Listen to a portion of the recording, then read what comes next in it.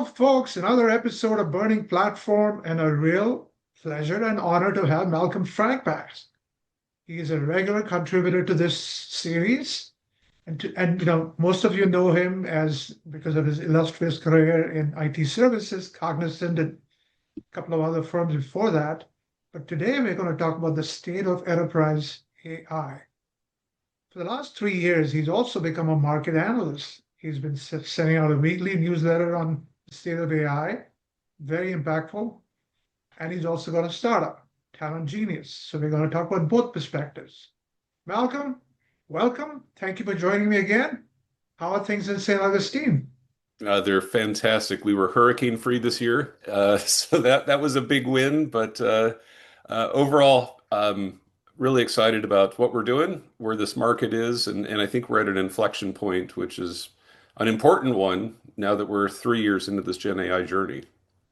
So let's talk about your analyst role first, and then you can talk Yep. about TalentGenius a little bit later. 3 years, right? ChatGPT set the world on fire probably 3 years ago. OpenAI did.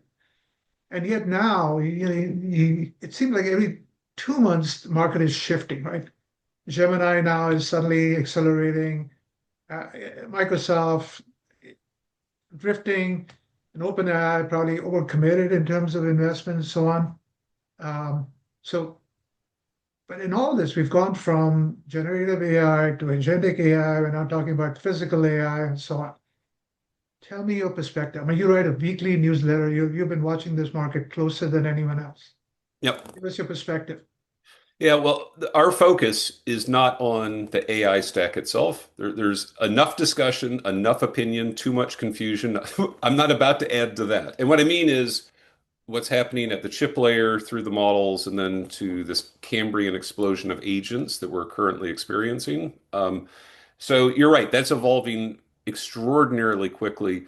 You know, folks in our generation, we were raised on Moore's Law. We lived through Moore's Law our entire careers, and yet this is now going 2 orders of magnitude faster. So it really is extraordinary. If you look like a 3.5 level model, that's gone up 280-fold just in the past 2 years in terms of performance. So just tracking that is mind-blowing. None of us have ever seen anything like it, and the implications are going to be massive. But when you only focus there, you can get caught up in the excitement, the hyperbole, you can make all these extrapolations. But how does that get internalized and operationalized inside a large corporation? And that's where the gears churn to a halt. So if the market of AI is moving, that stack, let's just say its speed is at 100, what's happening inside organizations may be a one. It's a huge, huge delta. And yeah, I got turned on to this by a mentor. In fact, we both worked with him, Bruce Rogo, who was one of the legendary in terms of understanding technology markets. And Bruce would always pound home, it doesn't matter what happens on the sell side and the vendor side. What matters is how that gets operationalized inside a large company. And vendors don't have to deal with existing process and organization and governance and security. And, it's so we're still at this phase where firms don't know how to bring this inside. So that's what we focus on is when AI meets people and when AI meets companies, how is that transforming? What is the state of that? What are the best practices? And also, what are the worst practices? Because there's so many of those right now. So that's where we're focusing and spending our time, and it's very rich territory. So on a scale of 100 to 1, that's a pretty pessimistic view on how the enterprise is absorbing all of this technology, right? Is it because enterprise vendors haven't stepped up? Is it because CIOs are still trying to internalize all this? Give me a perspective. I mean, that's It, much weaker adoption than even I thought was happening. well, but Vinny, let's you've done this your entire career. Let's name five killer use cases right now where a company has completely changed the game. through implementation of AI, and you're really hard pressed to find them. Um, I sit on several boards. This is talk of the town with board members where they will sit with executives, with management teams, and say, "Talk to me like I'm 12 years old, and show me where all of this AI effort has changed a metric that matters. Have our net promoter scores gone through the roof? Are customers much more satisfied? Are we seeing it in EBITDA? Are we seeing it in revenue growth? Have our gross margins expanded? Can we sell the same thing for pennies on the dollar? Those have not yet changed. And so even though we're seeing all of this talk, we're not seeing the action. And you saw the MIT report of 95% of POCs are failing, so forth and so on. That's because of this absorption issue. Now, the root causes of that are manifold. So I think most of these firms are not organized properly to absorb it. I think vendors are incapable of helping. I think the CEO and CTO roles are actually not structured the right way, or you don't have the right leadership within those. So there's many, many things that are driving this. I'm a little disappointed with not in the market I watch, right? The enterprise software vendors and even the enterprise SIs and so on. Still too much. You made a comment in one of the previous episodes that we're too focused on SG&A tasks, not enough on cost of goods sold, right? That switch still hasn't happened. We're still coming up with agents for accounting and HR and procurement Yep. and a little bit for customer care, but nobody's talking vertical stuff of firemen, stuff of nurses. I mean, that's going to be the real impactful stuff, right? Yes. Are you seeing any of that happen? We are. I mean, there's certain categories, but they've yet to, again, be absorbed at scale. But you see it in up and down Route 101. Look at the recent valuation of Harvey. So that's a vertical solution to provide AI around, lawyers and what to do in the discovery process and to start to automate paralegals, so forth and so on. So you're starting to see, at least on the supply side, that showing up. But when I got into this business, I specifically got into enterprise tech because that's where all the action was. That's where the innovation was occurring. It's a crazy thing to say now because it's all on the consumer side. But this was back when you had these hero CIOs, Max Hopper with the Sabre system at American Airlines, or when Citi came out with their ATM network when John Reed was putting that into place.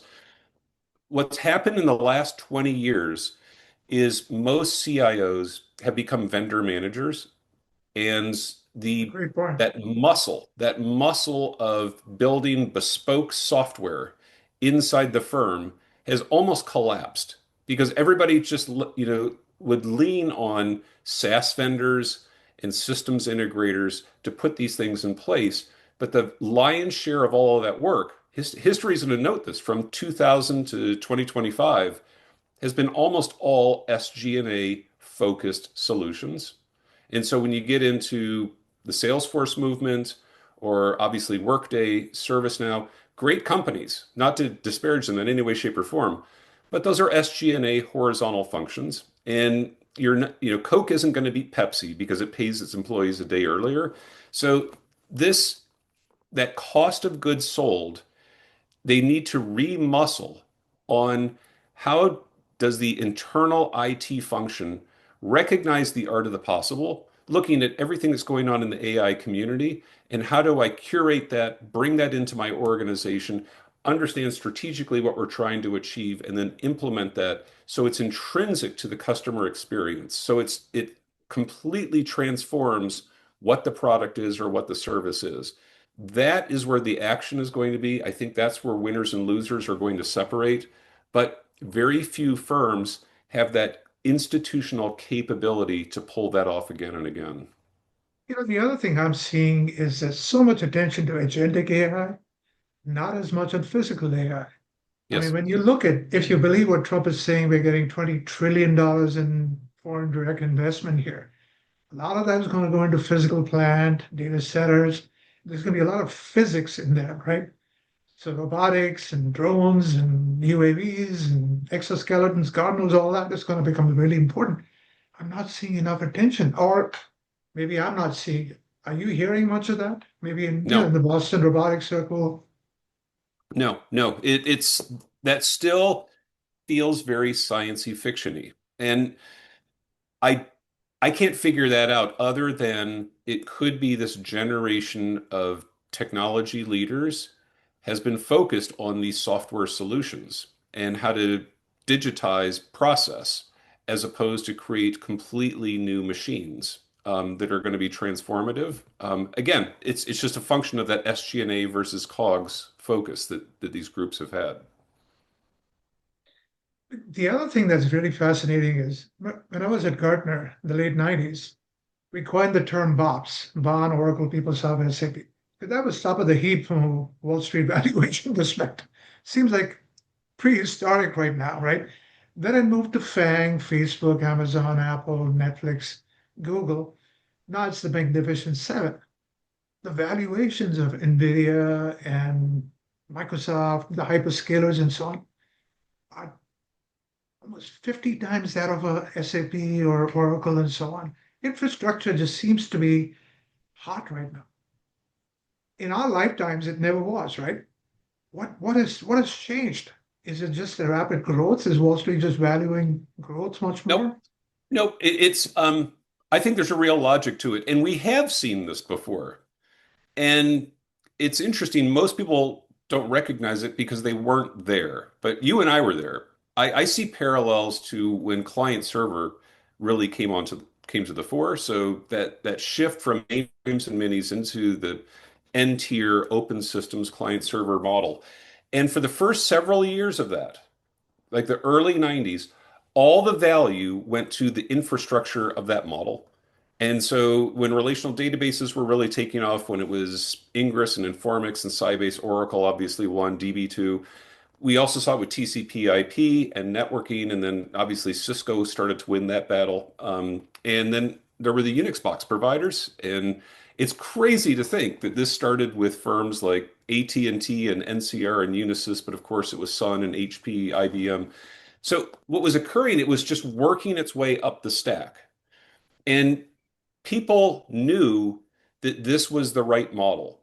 They recognized the price performance, the flexibility, that this was going to become the master architecture that every corporation was going to run on.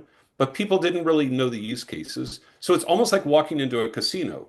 What's going to be a good bet versus one that's highly, highly speculative? And so you knew you didn't know what was going to be built on top of them, but you knew something was, and you knew it was going to be big. So when you think through what's happening with NVIDIA and the models right now, folks are recognizing whichever way this turns out, that infrastructure is going to be in place. So I think there's a logic there. The question is, what are going to be the killer use cases? So you bring up that acronym. I hadn't thought of bond in, my God, it's a long, long time. Why But would you? but look, it's that was fair game. Remember, it's I where I worked in the 90s, it was a consulting firm, Cambridge Technology Partners. People forget we actually had the best IPO of the 90s, not of our industry, of any industry. So that company was white hot for a while, but what we were doing for 5 or 6 years, we were building custom client server systems. So we were actually building custom Salesforce automation, custom CRM, custom call center software. And then the packages arrived. And so in the front office was Vantiv and Clarify and Onyx. Obviously, Siebel won that, and then it turned in, Salesforce ultimately took the prize. I mean, look what happened with I2 versus Bond versus SAP. And you were on that. You were the leading light there, where you ultimately were talking about SAP Nation. So in the imagination of 1995, you wouldn't have recognized any of that. But those use cases crystallized, and then they turned into software, and then they turned into big markets that big vendors were winning and had huge market caps. I think we're going to start to see the same, and they're starting to come together. For example, if you look at Sierra, I think that's one to really watch because folks are saying, customer service that can be handled much, much more effectively by AI than it can be by, people that are in a boiler room who are just receiving these calls. They're miserable. They turn over at 200% per year. AI can address that much, much. It's better for the company. It's better for the customer. So I think that that's going to be a category. Now we don't know what it's called yet, but that's one category that's going to take off in the same manner that we saw ERP, CRM, HRM, so forth and so on. There's plenty of operational use cases, right? Drug discovery, seismic testing for oil. I mean, the vertical applications are going to be limitless Exactly. where AI plays a big role. We were talking a little bit earlier, Malcolm, and you said we're making the same mistakes we did in the previous generation. Talk a little bit about that. Um, I think what's the best way? There's that old expression, first we define our structures and then our structures define us. And it's what is your theory of the business? And once you get locked into that, consciously or unconsciously, it constrains your thinking. You're like, well, that's just how things are done. And let's do a thought experiment that what if you and I, it's a classic innovator's dilemma problem. What if you and I were product managers at Ford, just to pick a name, and we're responsible for the F-150 and we're mapping out the product roadmap and what's going to be the 27, 28, 29 version of the truck. And it's our best-selling machine. And I don't know what the MSRP is. Let's just say the average is $60,000. And then somebody walks into the room and says, look, you two clowns. Have you heard of this new technology that everybody's talking about? It's going to the price point of that product is now going not be 60,000, it's going to be 10,000. And we'd go, oh boy. Well, if that's the case, well, what do we do about our supply chain? What do we do about the plant? Distribution, our whole dealer network. How do we market? How do we service that machine? And then, oh boy, we got to go through and renegotiate every union contract. What does that what occurs with our employee base? What happens with the P&L? How do we share this with our investors who just bought our stock yesterday for $50 a share, and now we're going to tell them it's going to go through a real transition? They may not believe us. And then you and I look at each other and we're like, what if this prediction is not true? Um, that is what's happening in every company I look at. And so when you get to, for example, technology services, you get folks who are gluing AI onto the SDLC or onto their business models, and they get 3% productivity gains here, 4% there, and they convince themselves they're making progress. But they're actually not because they're still stuck in their model of what is the unit cost? What do I deliver? What is my org model to deliver that? And they can't break out of it. So they're not thinking disruptive enough. No, no, I mean, Ford is probably more acutely aware of that because the Chinese EVs are starting to come at that price point, right? well, But exactly. 2 years ago, they were thinking about $120,000 EV F-150, right? So it's Right. shocking how much the world has changed. Yep. Yep. That's Um, right. That's right. But that's not an isolated case. We're going to see this again and again and again across industry. And what's happening is so many managers don't think in terms of first principles thinking. And when you can't get there, you get trapped. And I lived through this. When we were young at Cognizant, the firm was maybe 10,000 people, and we would look. It's crazy that we look back, but when we were there, we would look at firms like EDS and CSC and IBM Global Services with reverence. And we're like, my gosh, they've got everything. They've got incredible customer relationships. They know everybody in the ecosystem. They've got amazing brands. Their management teams, are really, really strong. They've got this depth in terms of access to capital. You could just go on and on and on. And look at what happened historically. They all completely missed on this transition for around global delivery.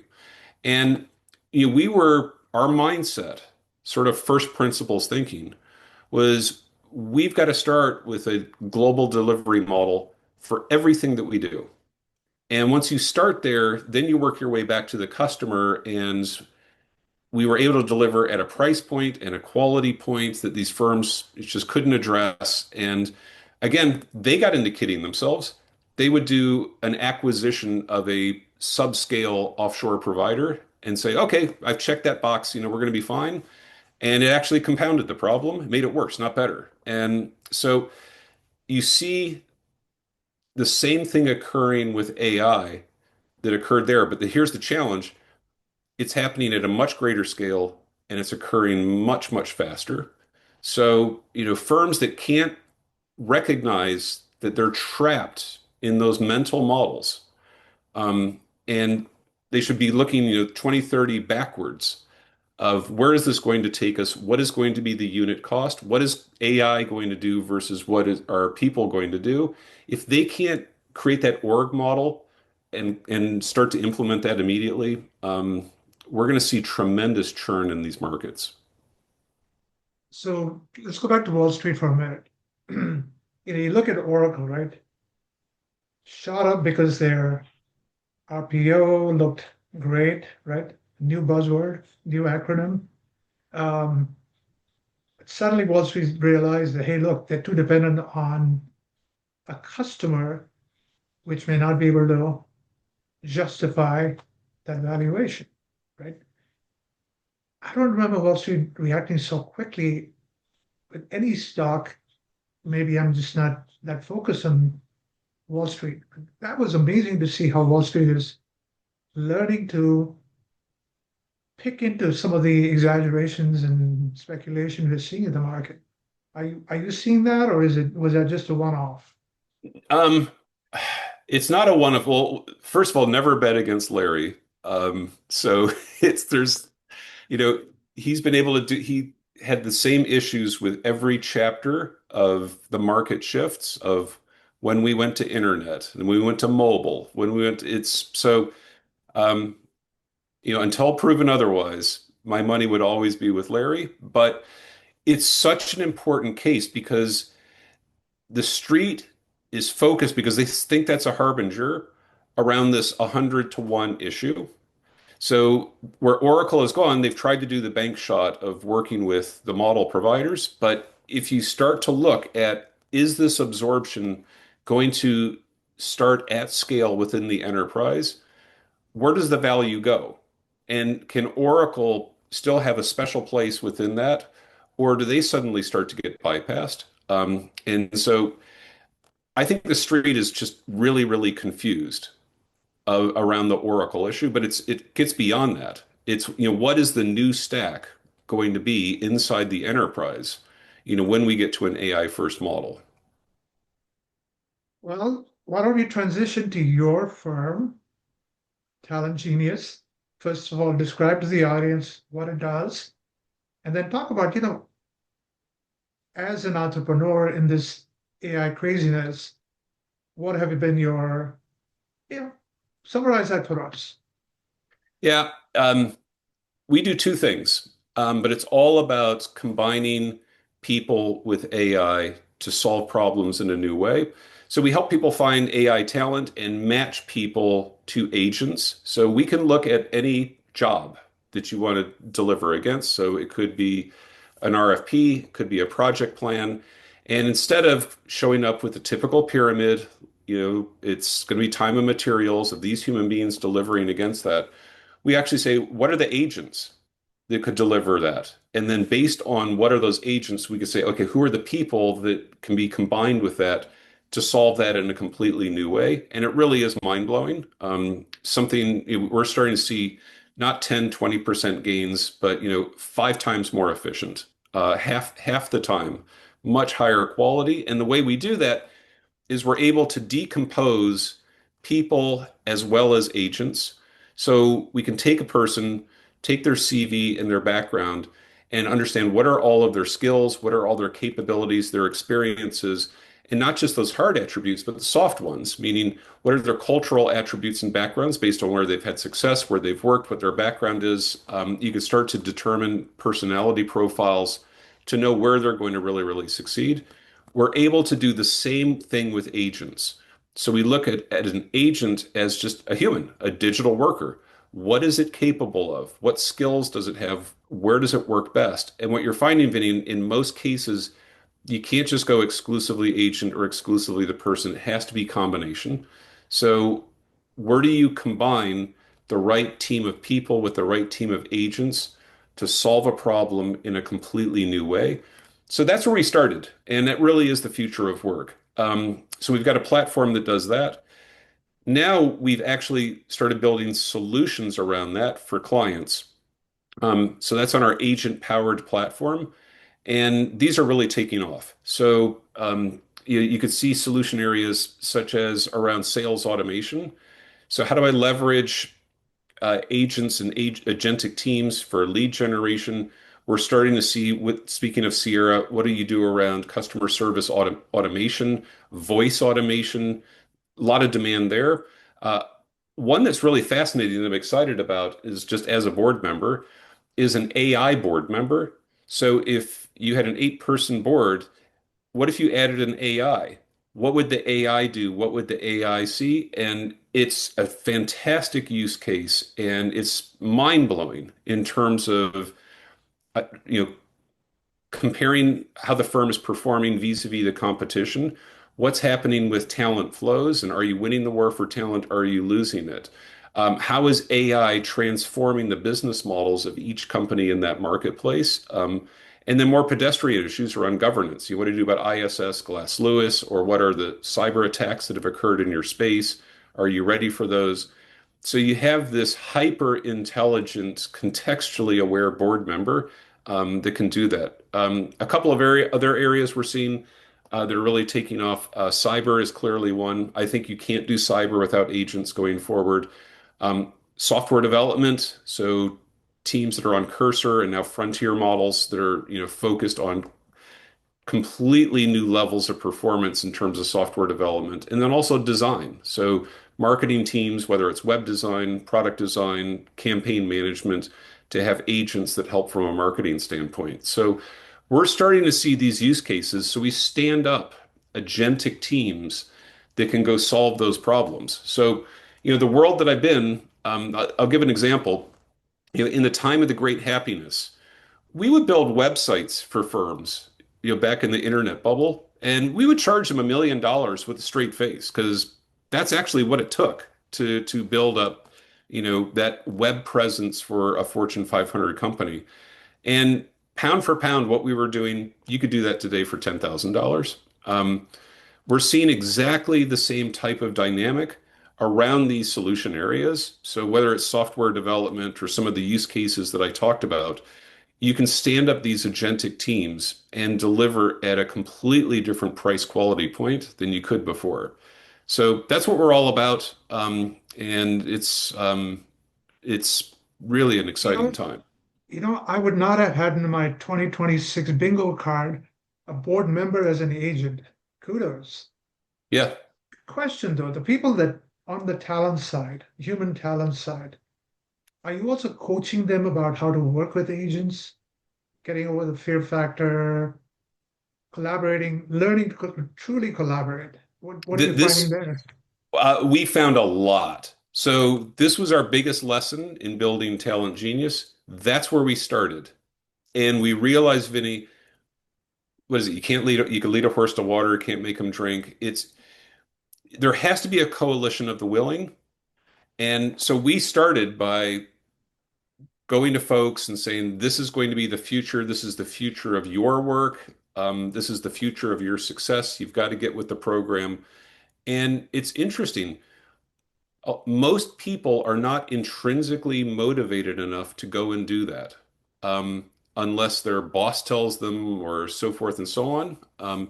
So we work with the coalition of the willing. We work with folks that the light bulb has gone off and they're recognizing, I need to go do this. So, our platform, we call them agentics. That you're somebody who recognizes I need to be bolstered by agents. I need to be managing my own team of agents to do something.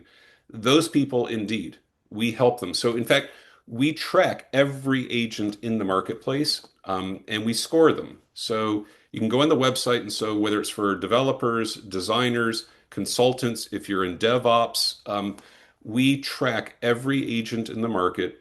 We score it. We've got a monthly scorecard where we're looking at, how and where are people using it? What is the growth rate? What are the use cases?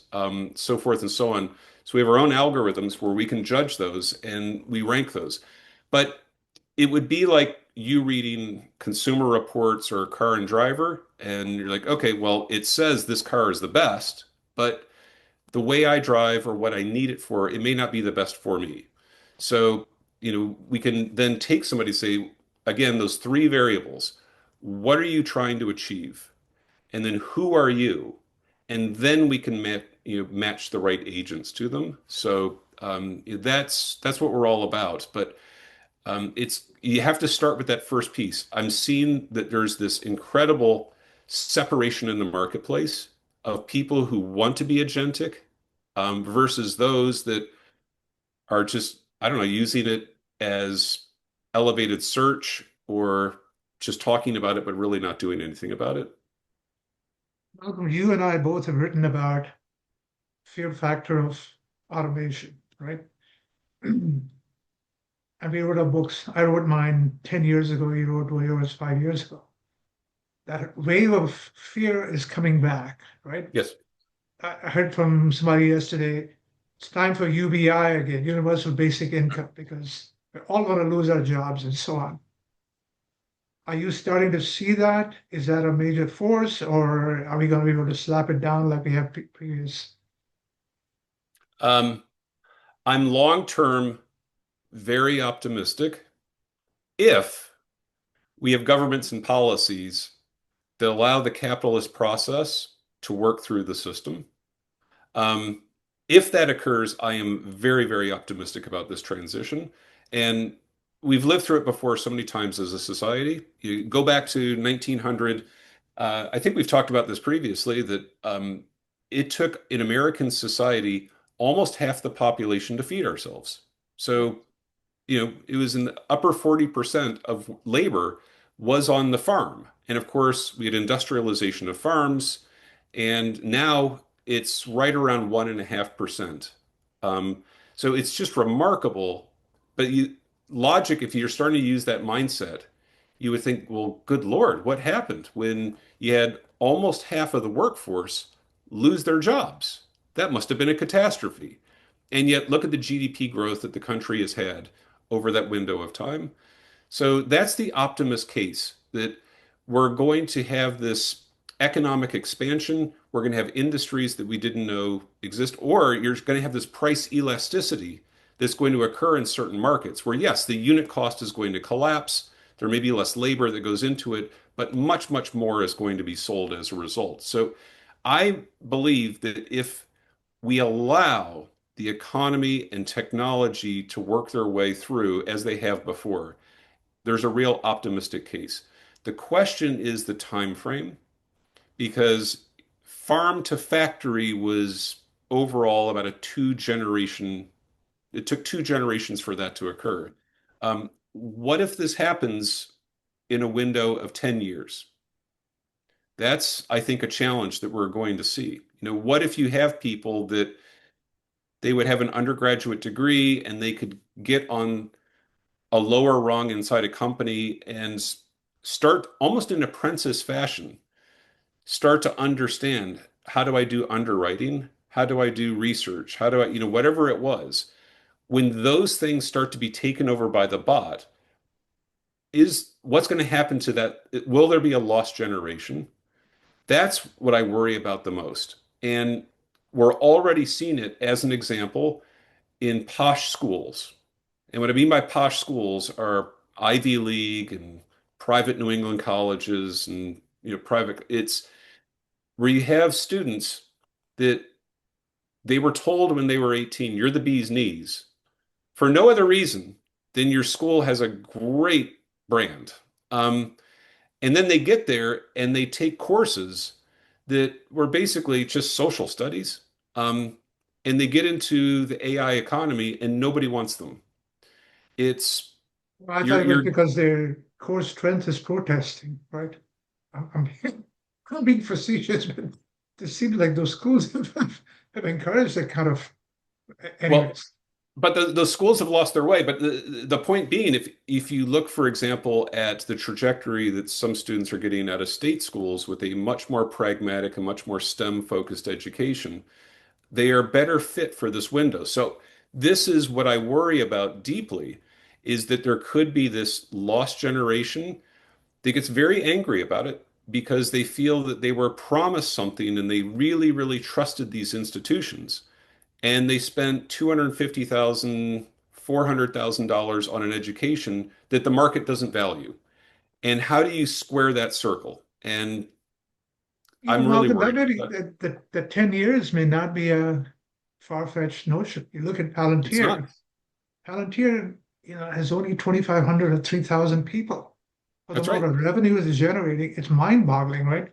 Coming Well, from the services world, that was like unbelievable. Vinny, that's the new CEO flex of what's your revenue per head count.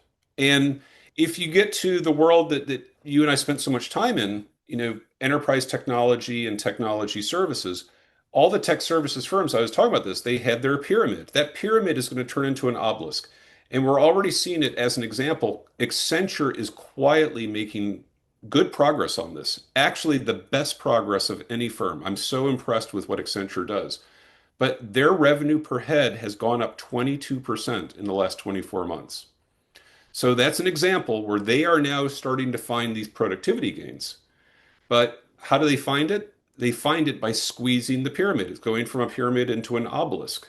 And so, what's the social cost of that when you had these all the freshers who would come into the system and just, work their way up and learn their craft within that. Now you're going to have a lot of them that just can't get into that system. It's not just that, right? There'll be middle managers in corporations. I mean, there's a lot of bureaucratic process in many companies that Well, is going to be. exactly. And so that's why I'm long-term optimistic, but short-term very concerned because there's a two-step that we see when we go through this. And it gets back to theory of the business and so forth and so on. The first place you're going to go is you're going to take the new technology and say, how do I rip out raw cost with it? Um, that's what the phase that we're in now, and that's going to pick up so much momentum in the next few years. So when you get into those categories of what am I doing with recruitment? What am I doing around um, customer service, software development? And so those are going to start to get really skinny down in the same model. And then the second step is you start to get into true innovation where people recognize, wow, there's completely new processes, new industries, new product sets, and these categories that we wouldn't have thought of, and yet subsequently will seem super, super obvious. We've had recent ones like Uber. You explain that to somebody 20 years ago, and you're like, time out. I'm gonna get into a stranger's crappy old car and they're gonna drive me around town. So we're gonna get these new categories that evolve, but there's gonna be this gap between cutting costs ruthlessly and then creating the industries and the jobs of the future. And I'm super worried about that generation that gets trapped between those. Malcolm, you made a comment that we haven't seen the generation of Fred Smiths and um, I'm sorry, the FedEx CIO, all the Max Hoppers and so on. Is that likely again? It would seem like this is a great opportunity for some of them to emerge. It would be an amazing opportunity, but I think the role, the compensation have to be rethought. And so the boards and CEOs that have the courage to do that, I think are really going to be richly rewarded. Everybody says that we're an information company, we're a technology company, and yet the CIO is the SAP and email guy or gal, is as opposed to really leading this transformation. So, let me just give one example that if we're talking about the combination of agents plus human talent, Who owns that? Because if you're saying the CIO owns it, okay, well, then who's going to go through and rewrite all of the job descriptions and determine what is the talent model and who do I retrain, who do I let go, who do I recruit? That's not the CIO who does that. But then you say, okay, well, that's HR. But then when you're saying, well, but no, this is technology at its core. And there are precious few CHROs, not to be critical, but who deeply, deeply understand the technology. So there almost has to be like a combination of those two of who understands the true future of work. But then that's leaving out the third, constituent here, which is the customer. You know, what are you going to build that's going to be truly distinctive and differentiated, through that? So this is where I think it's a new model that has to come. So in theory, could we have a new generation of Max Hoppers? Yes, but they need to organizationally be empowered to do that. The second is just the marketplace for talent. The people who could do that, is that organization going to pay them appropriately when that person would say, I should just do an AI startup and have completely different economics. So, You thought about a CIO track, bringing the CIO with the agentic CIO equivalent? Have you thought about that well, for your talent genius? we have, and we think that that's, again, going to be a vital role because what we're seeing with a lot of these agentic solutions inside out today is that's a heavy lift, meaning how do I go and look at my existing application and data estate and all my workflows and all it's that's that gets you to the point where it's very hard to change that. But where AI, you can have these use cases where you can implement them immediately is when you can bring outside in data and outside in context by which you can make decisions. And I think that's going to be, in some senses, a management revolution. So if you want to have like that AI board member, you can bring all of that in from the competitive set and what's happening with technology, what's happening in the economy, and what does that mean for your company. I think the same is true with the CIO of what are the use cases that are occurring elsewhere? What are the methods? What are the tools? What are the technologies? And then how would they apply to me? And should I be using those from a budget perspective? Where are people spending their money from a talent standpoint? Where are they, investing in talent? Where are they finding those people? And so I think all of those could come together to be an agentic solution to help us CIO make sense of this world. Malcolm, we could go on for hours. Any final thoughts? Um, yeah, I think truth is not found in Wired magazine. It's not found at 30,000 feet. It's the people that are making progress, Vinny, are those who are 2 feet on the ground where they're applying AI against something they understand very, very deeply. And so that's where you start there and build up, as opposed to trying to understand the entire market and work back down. That's just too hard, and you'll get lost pretty quickly. So, those that we're seeing making progress are starting at an atomic level of something they understand well and recognize I can build a better mousetrap. I can do this very, very differently. And then they start to make really good progress. Thank you so much, Malcolm. Fascinating. All right, thank you.